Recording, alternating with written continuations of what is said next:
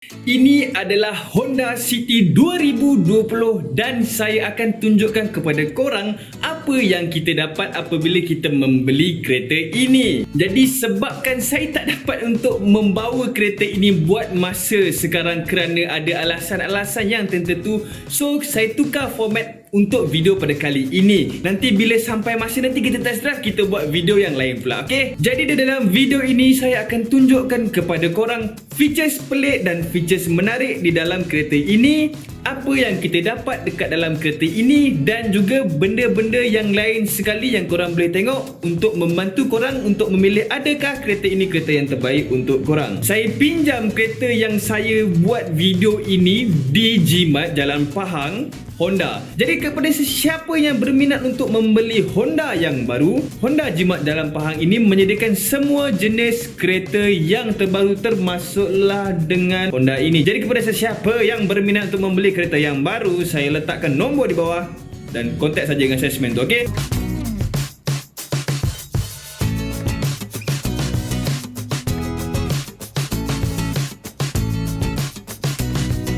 So jom kita sembang pasal Honda City. Honda City ini sudah ada banyak generasi dan korang mesti nak tahu apa yang kita dapat apabila kita membeli kereta ini. Jadi sebelum saya tunjukkan korang features pelik dan features menarik, saya nak tunjukkan dulu bonet kereta ini sebab ini adalah sebuah sedan. Jadi bonet yang ada untuk Honda City ini memang mencukupi. Apa yang kita nampak di bahagian sini, kita ada dua bagasi besar dan juga kayu golf. So walaupun kita tahu orang zaman sekarang dah tak main kayu golf, tapi saya akan tunjukkan juga kayu golf punya bag, nak tengok muat ke tak muat. So kita boleh nampak dekat sini kita punya tempat bonet kat belakang memang cukup luas. Even saya dah letak barang yang besar macam ni pun still ada banyak lagi ruang yang kita boleh letak kat situ. Yelah sebab saya datang dengan Azia, so saya tak boleh nak bawa banyak barang untuk buat test bagasi ni. Spek yang ada untuk kereta Honda City 2020 all new ini adalah S, ada E, ada high spec V dan juga highest of the specs RS. Tapi yang ada dekat Malaysia buat masa sekarang hanya ada 3 spek yang terawal, itu sahaja. Yang tiada adalah RS kerana dia ada plan untuk tahun depan punya launching lah macam tu. So apa yang kita ada adalah SEV. Jadi yang saya tengah review sekarang ini adalah the middle spec E. Apa yang pelik pada bahagian rim ini adalah, yang saya nak cakap, biasanya trend yang ada pada masa sekarang ini adalah bila full spec saja dia akan bagi dual tone untuk dia punya sport rim. Tapi untuk kereta ini yang terbaliknya adalah kereta ini diberikan dual tone pada middle spec. So high spec dapat satu tone. Tapi kalau kata satu tone, walaupun nampak macam dari segi design dia lagi menarik yang middle spec, tapi kalau kata dia punya size, untuk yang middle spec yang kita nampak ini hanya 15 inci. Untuk yang spec V pula dia bagi sport rim bersaiz 16 inci. Dan yang paling ketara sekali sebab dah kata all new design, jadi dia punya design ni boleh kata inilah lagi baru lah daripada generasi yang sebelum ini. Kita boleh nampak lampu dia adalah lampu yang sangat menarik. Even lampu depan ni pun walaupun nampak subtle changes daripada generasi yang sebelum ini, kita boleh nampak yang dia punya design memang betul-betul menarik dan juga menawan. Even lekukan-lekukan dia membuatkan saya terasa terpesona di bahagian depan tu. And belah belakang pun kita punya lampu futuristik juga. Dia punya lekukan untuk dia punya LED tu macam tu pergi dia, memang betul-betul best lah. Nak pula dengan harga dia boleh kata macam quite nice lah kan. Dan dari segi dia punya lekuk-lekuk yang ada kat body kereta tu memang smart. Kalau kita boleh nampak crashing kat sini, crashing dia tu memang betul-betul tajam dan juga tebal. Dah macam Audi dah dia punya crashing tu memang cukup tebal dan juga panjang sampailah ke belakang. Next features pelik dan juga menarik yang saya sedar dan nampak dekat dalam kereta ini adalah dia punya design untuk dia punya aircon. So air vent yang ada dekat dalam kereta ini saya sangat-sangat suka kerana dia nampak agak macam bulky dan juga besar dia punya frame tu. So saya nampak macam wow, boleh agak pelik juga dia punya design dia punya air vent kat sini. So macam saya kena tunjuk juga kat korang yang kita punya aircon ni memang nampak pelik dan juga besar. Dan untuk kereta ini Dia bukan hanya ada aircon punya vent pada bahagian depan sahaja. Dia even ada air vent pada bahagian belakang untuk penunggang di bahagian belakang. Penunggang? Apa nama dia? Pemonceng? Passenger lah, passenger. And next features yang lagi best sekali yang ada dekat kereta ni, yang tak ada dekat City lama, adalah the ability untuk start kita punya engine daripada luar lagi. So features ini memang dah ada dekat dalam Honda, tapi bukanlah Honda City. Dia ada dekat dalam Honda Civic punya features. So macam mana nak buat? First, kita kena make sure yang kita punya kunci ini betul-betul tertutup. Boleh nampak design kunci yang cukup menarik. So kita kena klik sampai dia keluar bunyi beep macam tu. Cuba dengar. Bila dah ada bunyi macam tu, kita tekan hold dekat refresh button tu. Nampak macam button refresh lah kat situ. Tekan lama-lama refresh punya button dekat bahagian situ. So kita akan tunggu saja sampailah dia terstart sendiri.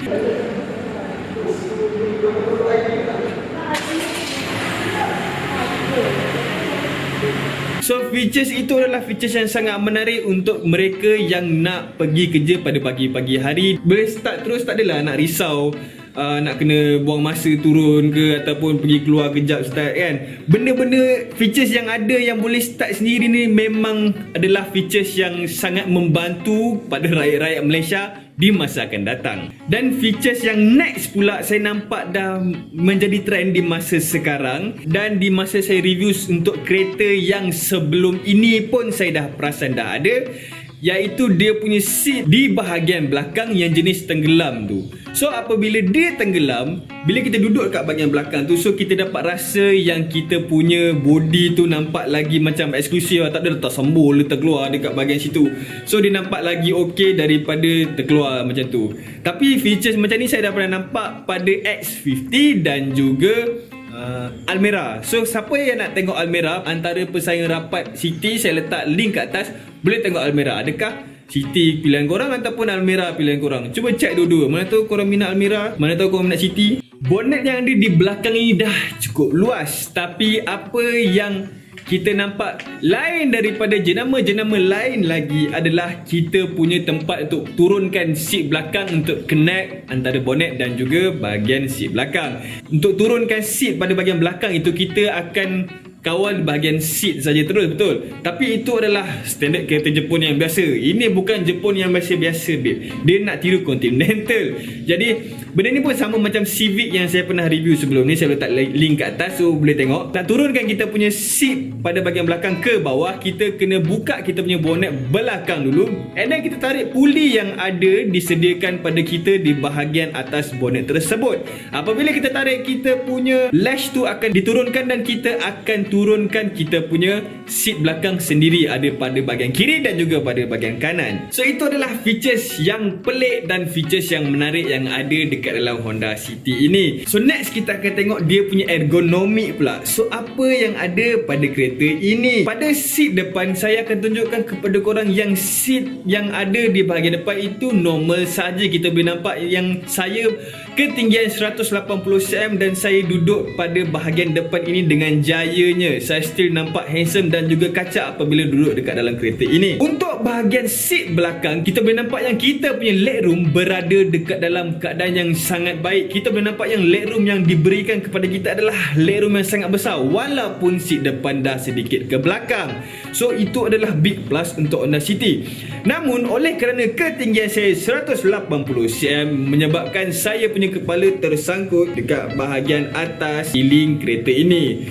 Namun jangan risau, kalau korang bawah daripada 180 cm tak akan tersentuh. Ini pun saya pun tersentuh sikit-sikit saja, jangan risau. Kadang-kadang saya saja nak berdrama sikit sebuntut saya pergi naikkan. Sebenarnya tak ada pun, cuma ada sikit-sikit je. So jangan risau, siapa yang bawah 180 cm still boleh duduk dekat belakang kereta ini. Dari segi ergonomik kereta ini sendiri pula, saya akan tunjukkan kepada korang perbezaan daripada generasi yang lama dengan generasi yang terbaru ini. Kita boleh nampak yang panjang kereta ini sudah pun bertambah 11 cm. So saya tunjukkan kepada korang 11 cm, and then kelebaran sudah bertambah sebanyak 5.4 cm. Saya tunjukkan kepada korang tambahan daripada 5.4 cm, and ada 1 cm dipendekkan daripada ketinggian dia. Jadi itu adalah saiz yang sangat kita tak berapa nak nampak untuk sebuah kereta yang sangat besar.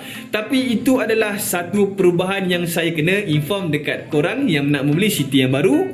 Kenapa korang kena beli City yang baru daripada City yang lama? Jadi korang dah tengok kereta ini punya ergonomik. So apa lagi yang korang dapat? Ini adalah segmen di mana saya akan tunjukkan apa yang standard yang korang dapat lah. Selalunya memang kereta-kereta lain pun akan dapat kereta ini, okay? So first kita akan dapat blue temperature apabila kita start kereta ini. Bila kereta ini sejuk, akan keluar satu temperature color biru. Jadi kalau kata keluar temperature biru ni, just hold saja, dan apabila temperature biru ni hilang, boleh start, boleh jalan, tak ada masalah. Di bahagian gauge cluster kita akan diberikan 2 analog meter dan juga 1 meter digital di bahagian tengah antara 2 analog tersebut. Dan di bahagian tengah kita akan ada sebuah touchscreen infotainment, dan dia punya screen adalah screen yang sangat besar di mata saya. Saya nampak yang itu adalah big plus juga sebab ia nampak sangat menarik dan dia punya touchscreen juga agak responsif. Jadi saya nampak yang itu adalah satu benda yang bagus. Di bawah ada kawalan suhu yang kita boleh kawal dengan 3 knob roll. So kalau kata ada nak kawal kita punya aircon, ada kawalan pada bahagian bawah tu, so korang boleh tengok. Dan yang comel tu, dia ada digital display dekat atas knob-knob tu. So nampak lebih futuristik daripada yang sebelum ini. Di bawah dia lagi, dia ada satu power outlet dengan USB dekat bahagian bawah tu. So itu adalah satu outlet yang sangat terbuka yang kita boleh nampak, sebab bila kita masuk dekat dalam Honda City, itu yang kita akan kadang-kadang terperasan dulu sebab memang betul-betul open. So itu adalah apa yang kita dapat. Di steering kita akan dapat satu cruise control pada bahagian kanan. So kereta ini untuk bawa jarak jauh tiada masalah. Kalau kata korang dah lalu LPT2 nak pergi Terengganu tu, pakai je cruise control, korang boleh relax je nanti, okay? Boleh rasa selesa pada jarak jauh bila ada cruise control. Tapi itu bukanlah di spek yang low, maknanya ada pada spek ini saja dan ke atas. Maknanya the lower spek tak dapat cruise control. Di belah kiri steering ini kita ada kawalan-kawalan untuk kita punya middle console. So kita boleh kawal kita punya macam radio apa semua. Di sebelah kanan kita akan nampak light punya leveling dan juga traction control off. So dua benda tu adalah benda yang standard. Di panel pintu kanan kita akan dapat flick untuk kita punya side mirror. Lepas tu kita dapat side mirror control, lock, unlock dan juga last sekali power window punya control kepada keempat-empat window sekali. Dekat middle console tadi, pada bahagian bawah pula kita akan nampak yang kita dapat eco mode di bahagian dekat dengan kita punya gear. So dia tersembul besar-besar kat situ. So kalau siapa tak nampak tak tahulah. Bila ada kat situ eco mode, just klik saja kalau betul-betul nak eco. So akan kita boleh kawal kita punya fuel consumption. Dan gear yang ada pada kita punya Honda City ini, Civic pula dah. Okay, pada Honda City ni kita ada kawalan macam P apa semua tu, tapi kita tak ada 3-2 macam kereta-kereta lain. Dia ada S terus. So macam mana kita nak drop gear? So kalau kata kita dah tarik kepada S, kita boleh gunakan kita punya pedal shift. So kita boleh kawal kita punya gear menggunakan pedal shift. Kalau kata nak naik genting, lepas tu rasa macam nak drop gear, just masuk saja S dan drop saja sampai dapat korang punya gear yang korang desire untuk drive bersama-sama. Last but not least, untuk benda ni kita boleh kawal kita punya gauge cluster punya button di bahagian kiri gauge cluster tu. Selalunya kalau kata gauge cluster kita, kalau kita nak kawal kita punya trip ke apa, odo ke, kita just klik saja kat situ, betul, dekat memang gauge cluster situ sendiri. Tapi kalau kata City dia tak ada, dia duduk dekat bahagian kiri dia, and then dia memang independently. So kalau kata korang nak kawal benda tu, okay, benda tu duduk kat situ. Jangan risau, masa korang bawa nanti memang akan nampak kita punya tempat untuk kawal benda tu. Material yang ada dekat dalam Honda City ini majoriti menggunakan plastik. Dan di certain part macam dekat panel pintu ataupun di bahagian-bahagian lain kita akan nampak yang kita dapat macam macam kain yang macam apa yang dekat bahagian situ. So untuk yang spek ini, kalau kata yang spek higher daripada ini, segala-gala kain yang korang nampak akan ditukarkan kepada leather, tapi still akan maintainkan plastik itu. Tapi pada saya, walaupun dia menggunakan plastik, still tak ada masalah, sebab saya akan tenangkan korang, okay? Sebab saya dah tengok dah semua brand-brand mahal pun ada je pakai plastik, cuma tak banyak macam ni lah. Tapi still okay apa, sebab brand-brand yang sejuta pun pakai pasti, jangan risau. And dekat kita punya installation panel tu ada satu line yang nampak macam unpolished UPVC yang kita boleh nampak pada color silver sekali. So itu adalah apa yang kita dapat apabila kita membeli kereta ini. Last segmen yang kita akan tengok adalah pada bahagian enjin. Pada bahagian enjin ini kita boleh nampak yang kita punya enjin itu memang slanted sikit pada bahagian dalam, dan saya nampak macam agak comel juga. Lepas tu kita punya enjin manifold memang tersembul-sembul pada bahagian depan tu. Nampak ada 4 tu, lalu ada satu tengah tu. Saya tak tahu tengah tu untuk apa. Yelah, saya bukan mekanik. Kereta ini menghasilkan 121 horsepower dan juga 145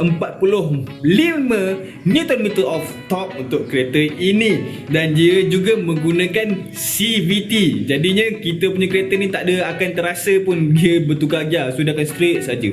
So itu adalah apa yang kita dapat apabila kita membeli Honda City yang terbaru ini. Adakah saya dapat membantu korang untuk menentukan sama ada ini kereta yang korang nak beli? Adakah tidak? Kalau korang rasa video ini best, komen kat bawah dan tekan like sekali. Jadi walaupun format kali ini berbeza sedikit, jangan risau, insya-Allah kita akan buat macam biasa.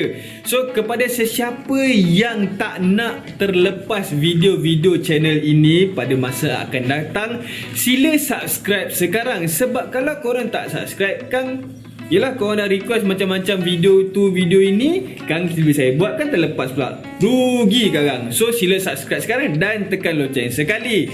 So itu sahaja saya punya review pada kali ini. Nampak macam dah banyak minit ni saya review. So kita jumpa lagi selepas ini. Terima kasih kerana menonton.